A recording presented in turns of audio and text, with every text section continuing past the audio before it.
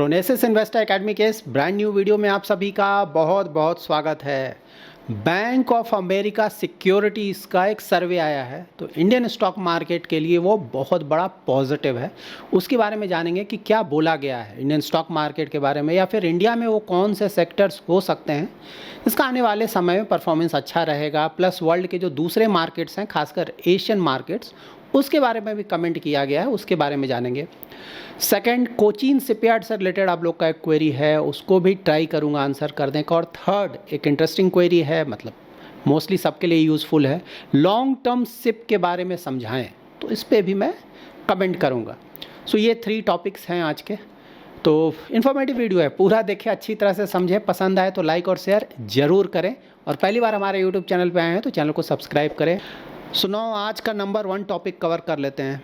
तो देखिए, bank of America securities का एशिया फंड मैनेजर सर्वे का डिटेल्स आया है। ये हमेशा करता है, कई बार पहले मैंने इसके बारे में आपको बताया हुआ है, ठीक है। तो जो लेटेस्ट सर्वे है उसमें बताया गया है कि एशिया में इंडिया को बेस्ट मार्केट बोला जा रहा है। मतलब जो फंड मैनेजर्स का सर्वे किया गया है ना, वर्ल्ड के जो बड़े बड़े फंड मैनेजर्स हैं उनका सर्वे किया गया, उनसे पूछा गया कि भाई एशिया में कौन सा मार्केट आपको सबसे अच्छा लग रहा है फ़िलहाल।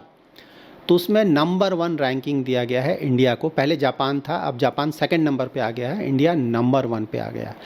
और पिछले महीने चाइना बिल्कुल लास्ट पे था, अब वो 3rd नंबर पे आ गया है, ठीक है। तो इंडिया, जापान, चाइना, ठीक है। और सबसे नीचे कौन है? तो थाईलैंड फ़िलहाल सबसे नीचे है, ठीक है। वहाँ कोई इन्वेस्ट करना फ़िलहाल नहीं चाहता है, फिर काफ़ी कम लोग इन्वेस्ट करना चाहते हैं, ठीक। तो इंडिया को लेकर इतना फेवरेबल क्यों है मार्केट, मतलब बाहर फंड मैनेजर्स क्यों इतना फेवर कर रहे हैं इंडिया को? तो देखिए, जो ग्रोथ आउटलुक है इंडिया का पहले के मुकाबले बहुत इम्प्रूव हुआ है, ठीक है। और साथ ही जो हमारा अर्निंग ग्रोथ है, उम्मीद है कि समय के साथ वो बढ़ता जाएगा। अर्निंग ग्रोथ बढ़ेगा तो बिल्कुल स्टॉक मार्केट भी पॉजिटिवली रिएक्ट करता है, और ये तो हम हमेशा डिस्कस ही कर रहे हैं ना। अगर आप हमारा यूट्यूब चैनल फॉलो करते हैं तो काफ़ी समय से डिस्कस कर रहे हैं, कोई नई बात नहीं है। बहुत कुछ पॉजिटिव हुआ है इंडियन इकोनॉमी को लेकर, ठीक है। और उसका असर भी धीरे धीरे आप देखेंगे आने लगेगा ना। इन्फ्लेशन देख ही रहे हैं, PMI इंडेक्स का डिटेल्स मैंने आपको बताया था, तो पॉजिटिविटी धीरे धीरे आ रहा है। अर्निंग ग्रोथ पर भी इसका असर पड़ेगा, ठीक है, आने वाले क्वार्टर्स में आप देखेंगे।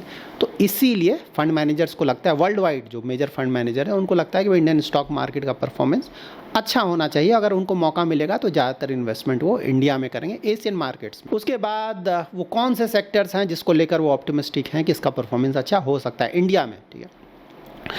तो इंडिया में जो सबसे बड़ा सेक्टर उनको लगता है वो है इंफ्रास्ट्रक्चर और कंजम्पशन रिलेटेड। ये 2 थीम्स के रूप में आप देख सकते हैं कि इंफ्रास्ट्रक्चर रिलेटेड जो कंपनीज़ हैं, नेचुरली ना, मतलब डेवलपिंग कंट्री है, बहुत तेज़ी से ग्रो कर रहा है, सरकार की तरफ से भी कैपिटल एक्सपेंडिचर बहुत हो रहा है, तो नेचुरली इंफ्रास्ट्रक्चर उनको लगता है कि अच्छा करेगा। उसके बाद कंजम्पशन, बिल्कुल टैक्स कट्स इस साल से चल रहा है, इंटरेस्ट रेट कट हो रहे हैं, ठीक है, और इन्फ्लेशन भी कम हो रहा है, और काफ़ी कम हो गया ऑलरेडी। तो ऑफ कोर्स कंजम्पशन रिलेटेड जो स्टॉक्स हैं, ऐसा उम्मीद है कि परफॉर्मेंस अच्छा होगा, ठीक है। सभी कुछ उम्मीद है, स्टॉक मार्केट हमेशा ध्यान में रखें, यहाँ किसी चीज़ की कोई गारंटी नहीं, कोई भी कुछ बोल दे अलग बात है, ठीक है, लेकिन हाँ उम्मीद है। उसके बाद 2 और सेक्टर्स हैं जिसको लेकर वो ओवरवेट है, उनको लगता है परफॉर्मेंस अच्छा रहेगा, टेलीकॉम और सॉफ्टवेयर, ठीक है। तो इसमें इंफ्रास्ट्रक्चर की कुछ कंपनीज में मेरा एक्सपोजर है, पर्सनल भी मैं बता देता हूँ, थोड़ा आइडिया मिलेगा। उसके बाद कंजम्पशन रिलेटेड स्टॉक्स भी मेरे पोर्टफोलियो में है, स्टॉक पोर्टफोलियो की मैं बात बोल रहा हूँ। टेलीकॉम का कोई भी स्टॉक मेरे पोर्टफोलियो में नहीं है, सॉफ्टवेयर रिलेटेड भी स्टॉक्स हैं मेरे पोर्टफोलियो में, ठीक है। कौन कौन से सेक्टर्स हैं जिसको वो बोल रहे हैं कि अवॉइड करो, ठीक है, ये मैं नहीं बोल रहा हूँ, हमेशा ध्यान में रखें, उन सर्वे का ये डिटेल्स है। एनर्जी को बोल रहे हैं अवॉइड करो आप लोग, मटेरियल को अवॉइड करो, कंज्यूमर डिस्क्रिशनरी को भी अवॉइड करने के लिए बोल रहे हैं, लेकिन उसमें रिटेलिंग और ई-कॉमर्स को छोड़कर, यहाँ पे नहीं बोल रहे हैं अवॉइड करने के लिए। और अगर आप चाइना और जापान को देखेंगे, वहाँ पे कौन से सेक्टर्स हैं जो कि अच्छा कर सकते हैं, क्योंकि टॉप 3 में तो ये भी हैं। तो जापान में देखिए, बैंक्स उनको अच्छा लग रहा है, क्योंकि वहाँ पे इंटरेस्ट रेट थोड़ा बहुत ऊपर जा रहा है जापान में ना। तो आपको पता है, जब भी इंटरेस्ट रेट थोड़ा ऊपर जाने लगता है तो शुरू में बैंक्स को अच्छा खासा फ़ायदा मिलता है, ठीक है। लेकिन जब इंटरेस्ट रेट नीचे जाने लगता है तो शुरू में कुछ समय तक बैंक्स को थोड़ा प्रॉब्लम होता है, क्योंकि उनका मार्जिन हिट होता है। इंडिया में वही हो रहा है फ़िलहाल ना, मैंने तो ये डिटेल में कवर भी किया कि क्यों होता है ऐसा, ठीक है। तो इंडिया में फ़िलहाल इंटरेस्ट रेट कम हो रहा है तो इंडियन बैंक्स का मार्जिन थोड़ा हिट हो रहा है, 2-3 क्वार्टर तक हिट होगा, ठीक है। जबकि जापान में उल्टा हो रहा है, वहाँ पे इंटरेस्ट रेट थोड़ा ऊपर जा रहा है, तो उसके कारण उनका मार्जिन जो है वो इम्प्रूव करेगा, जो कि बैंक्स के लिए अच्छा है, ठीक है। उसके साथ जापान में जो रियल एस्टेट सेक्टर है उसको लेकर भी वो पॉजिटिव है। चाइना में एआई और सेमीकंडक्टर रिलेटेड कंपनीज़ को लेकर फंड मैनेजर्स पॉजिटिव हैं, और साथ ही वैसे स्टॉक्स जो कि बायबैक्स के लिए जाते हैं या फिर डिविडेंड्स अच्छा खासा पे करते हैं, उसको लेकर भी वो पॉजिटिव है। चाइना धीरे धीरे पॉजिटिविटी वहाँ पे आ रहा है। और देखिए सबसे बड़ी बात क्या है ना कि ये जो सैटरडे को चाइना और यूएस में जो ट्रेड डील हुआ है, ऑफ कोर्स 90 डेज़ का, ये शॉर्ट टर्म का, लेकिन हुआ तो है, ठीक है। तो उससे पहले ये सर्वे हुआ था, ये सबसे बड़ी बात है, ठीक है। उसके बाद तो चाइना को लेकर पॉजिटिविटी और ज़्यादा हुआ है ना। और इंडिया का पॉजिटिविटी अगर देखें तो थोड़ा कमा है, ठीक है। इंडिया अभी बहुत पॉजिटिव है लेकिन पहले के मुकाबले, क्योंकि चाइना का जो ना यूएस ने लगाया था 145%, वो घटकर हो गया 30%, ठीक है। और साथ ही चाइना में ने भी यूएस पे कम किया है ना, 125% लगाया हुआ था, वो अब 10% हो गया है, ठीक है। तो उसके कारण पॉजिटिविटी तो आया है, पूरे वर्ल्ड में आया है। ऑफकोर्स चाइना और यूएस में भी इसका बहुत बड़ा पॉजिटिव असर पड़ेगा, क्योंकि ट्रेड वार जो चल रहा है उस पर काफ़ी हद तक कमी आया है, ठीक है। और ऑफकोर्स डिस्कशन चल रहा है आने वाले समय में और भी कुछ वहाँ हो सकता है। तो इसीलिए तो चाइना आप देखेंगे जो अगला सर्वे आएगा उसमें और भी ज़्यादा ऊपर जा चुका होगा, ठीक है। और इंडिया में थोड़ा सा, मैं ये नहीं बोलूँ बहुत तक, क्योंकि पूरा फंडामेंटल है ना, इंडिया की इकोनॉमी बहुत अच्छा कर रहा है, फंडामेंटली हम अच्छा कर रहे हैं, तो अच्छा ही करते रहेंगे। हाँ, लेकिन थोड़ा सा इसके कारण पहले देखिए इंडिया को लेकर इतना पॉजिटिविटी फंड मैनेजर्स में क्यों है, क्योंकि वो सप्लाई चेन शिफ्टिंग की बात कर रहे हैं ना, चाइना +1, कि भाई ट्रेड वार चल रहा है और यूएस ऑफकोर्स चाहता है कि चाइना को थोड़ा डाउन किया जाए, तो वहाँ से कंपनीज़ निकलेंगी, तो कंपनीज़ का एक हिस्सा इंडिया में आएगा। इसको लेकर बहुत ज़्यादा पॉजिटिविटी है मार्केट में, ठीक है ना। तो इसके कारण भी लोग चाह रहे हैं कि इंडिया में इन्वेस्ट किया जाए, ठीक है। लेकिन हाँ, यहाँ पे देखिए इंटरेस्टिंग क्या है ना कि यूएस को भी अपना ही बचाना है, ठीक है ना। मतलब चाइना को बर्बाद करने के चक्कर में यूएस खुद ही पूरी तरह बर्बाद नहीं हो जाएगा, ये भी हमें समझना होगा। ये बात बिल्कुल सही है कि यूएस डाउन करना चाहता है चाइना को, लेकिन यूएस खुद को बचा कर रखना चाहता है ना। इस तरह का ट्रेड वार करेगा चाइना के साथ तो यूएस को बहुत बुरी तरह से डैमेज करेगा, इसीलिए यूएस ने काफ़ी हद तक स्केल डाउन किया है, ठीक। और ट्रम्प आपको पता ही है ना, वो कभी भी कुछ भी कर सकते हैं और बोल सकते हैं तो वो भी देखना है।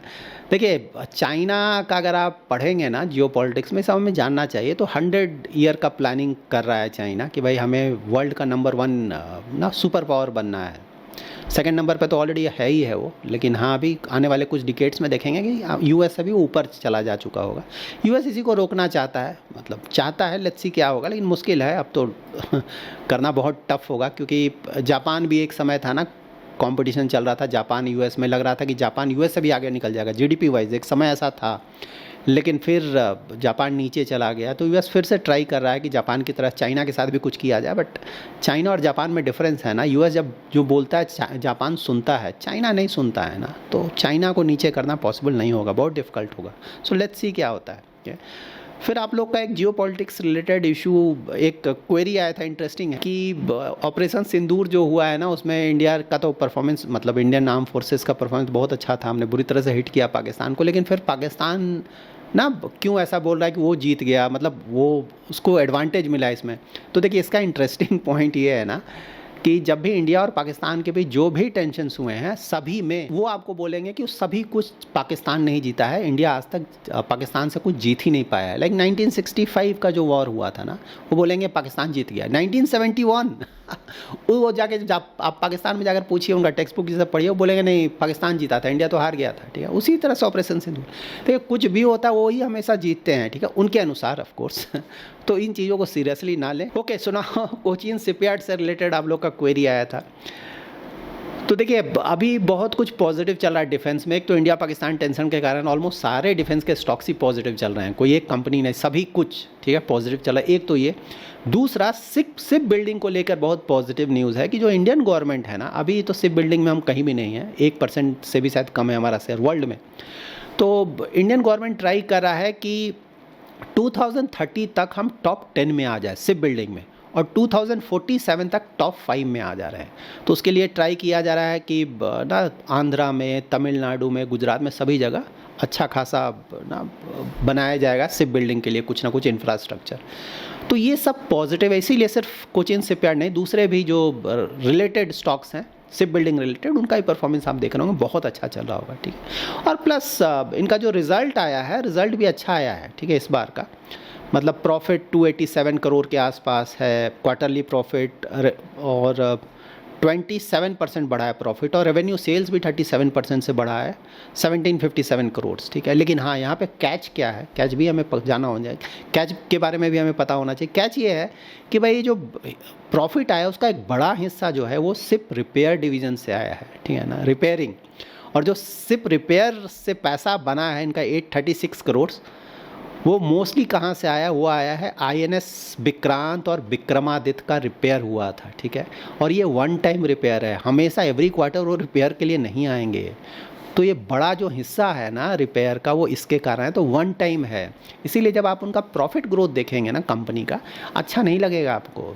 लास्ट 3 ईयर 5 ईयर जाकर देखिए, आपको कहीं भी अच्छा नहीं लगेगा फिगर, ठीक है। तो ओवरऑल देखिए, ये मोमेंटम 2 रीजंस के कारण आया, जो ऑलरेडी मैंने आपको बता दिया, ठीक है। फंडामेंटली अगर देखेंगे तो कोई बहुत ज़्यादा अच्छा स्टॉक या फिर कंपनी नहीं है, तो ये आपको ध्यान में रखना है, ठीक है। बट एनी हाउ, आपका पैसा है, आपको डिसीजन लेना है, जो भी चाहे आप ले सकते हैं। मेरा इस कंपनी में इन्वेस्टमेंट फ़िलहाल नहीं है। उसके बाद लॉन्ग टर्म सिप इन्वेस्टमेंट से रिलेटेड, तो देखिए सिप इन्वेस्टमेंट सिंपल है, मार्केट ऊपर हो नीचे हो, कोई भी मार्केट कंडीशन हो, सिप हमें करते रहना चाहिए, कभी भी बंद नहीं करना चाहिए। कोई अगर आपको बोल रहा है कि नहीं जब मार्केट ऊपर हो तो बंद कर दो, जब नीचे जाए तो स्टार्ट कर दो, ये सब सही नहीं है, ठीक है। अगेन आपका पैसा, आपका डिसीजन है, वो अलग चीज़ है, मैं अपना व्यूज़ दे रहा हूँ, ठीक है। क्योंकि मार्केट जब कब ऊपर चला जाएगा, कब नीचे चला जाएगा, एग्जैक्टली ये किसी को नहीं पता चलता है, ठीक है। तो मार्केट को टाइम करने के चक्कर में बिल्कुल ना पड़े, लॉन्ग टर्म तक सिप कंटिन्यू करें। जो भी अमाउंट आप नेक्स्ट 5 ईयर 10 ईयर 15 20 ईयर्स के लिए यूज़ नहीं करना चाहते हैं, मतलब कि एक्स्ट्रा पैसा है थोड़ा आता है ना, वो पैसा बिल्कुल सिप करना चाहिए, ठीक है। डाइवर्सिफाई करके रखें, ठीक है। Large cap, mid cap, small cap, ठीक है। ज़्यादा रिस्क नहीं लेना चाहते हैं तो लार्ज कैप, फ्लेक्सी कैप में ही पैसा रखें। बहुत ज़्यादा रिस्क ले सकते हैं, बहुत ज़्यादा लॉन्ग टर्म का इन्वेस्टमेंट होराइजन है, तो स्मॉल कैप, मिड कैप में भी एक्सपोजर लेना चाहिए, ठीक है। ये कुछ सिंपल पॉइंटर्स हैं। कुछ और अगर स्पेसिफिक क्वेरी है सिप से रिलेटेड तो आप पूछ सकते हैं, मैं ट्राई करूँगा आंसर करने का। बड़ा बड़ा लमसम एक साथ करने के चक्कर में ज़्यादा ना पड़ें। अगर जानकारी नहीं है मार्केट का तो 6 मंथ्स का STP मैं हमेशा बोलता हूँ, सिस्टमेटिक ट्रांसफ़र प्लान, वो करें। So that's it in this video. अगर आपको ये वीडियो पसंद आया है तो ज़रूर लाइक एंड शेयर करें, और पहली बार हमारे यूट्यूब चैनल पे आए हैं तो चैनल को जरूर सब्सक्राइब करें। Thanks lot for watching.